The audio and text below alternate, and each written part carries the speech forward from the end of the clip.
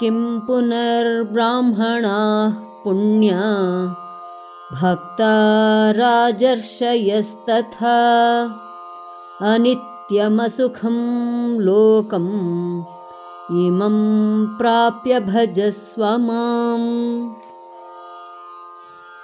How much more than the holy Brahmanas and the devoted royal saints.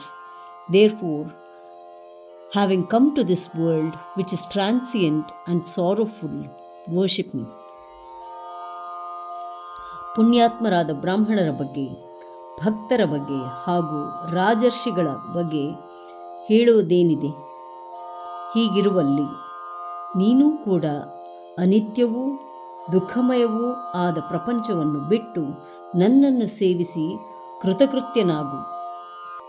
ಕಿಂ ಪುನರ್ಬ್ರಾಹ್ಮಣಾಃ ಪುಣ್ಯಾ ಕಿಂ ಪುನರ್ಬ್ರಾಹ್ಮಣಾಃ ಪುಣ್ಯಾ ಕಿಂ ಪುನರ್ಬ್ರಾಹ್ಮಣಾಃ ಪುಣ್ಯಾ ಭಕ್ತಾ ರಾಜರ್ಷಯಸ್ತಥಾ ಭಕ್ತಾ ರಾಜರ್ಷಯಸ್ತಥಾ ಭಕ್ತಾ ರಾಜರ್ಷಯಸ್ತಥಾ ಕಿಂ ಪುನರ್ಬ್ರಾಹ್ಮಣಾಃ ಪುಣ್ಯಾ ಭಕ್ತಾ ರಾಜರ್ಷಯಸ್ತಥಾ ಕಿಂ ಪುನರ್ಬ್ರಾಹ್ಮಣಾಃ ಪುಣ್ಯಾ ಭಕ್ತಾ ರಾಜರ್ಷಯಸ್ತಥಾ ಕಿಂ ಪುನರ್ಬ್ರಾಹ್ಮಣಾಃ ಪುಣ್ಯಾ ಭಕ್ತಾ ರಾಜರ್ಷಯಸ್ತಥಾ ಅನಿತ್ಯಮಸುಖಂ ಲೋಕಂ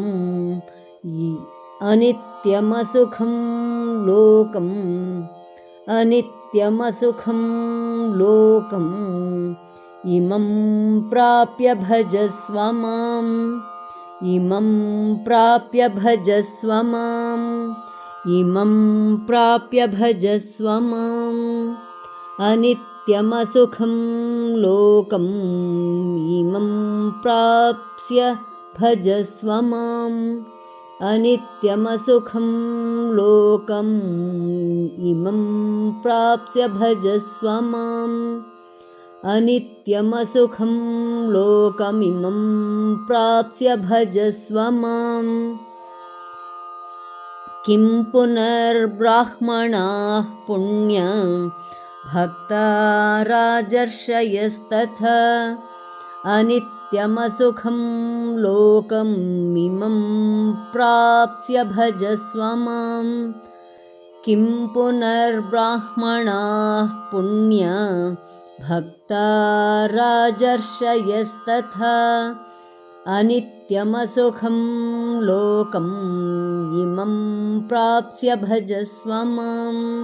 ಕಿಂ ಪುನರ್ಬ್ರಾಹ್ಮಣಾಃ ಪುಣ್ಯಾ ಭಕ್ತಾ ರಾಜರ್ಷಯಸ್ತಥಾ ಅನಿತ್ಯಮಸುಖಂ ಲೋಕಂ ಇಮಂ ಪ್ರಾಪ್ಸ್ಯ ಭಜಸ್ವ ಮಾಂ. ಧನ್ಯವಾದ. ನಮಸ್ಕಾರ. ಶುಭವಾಗಲಿ.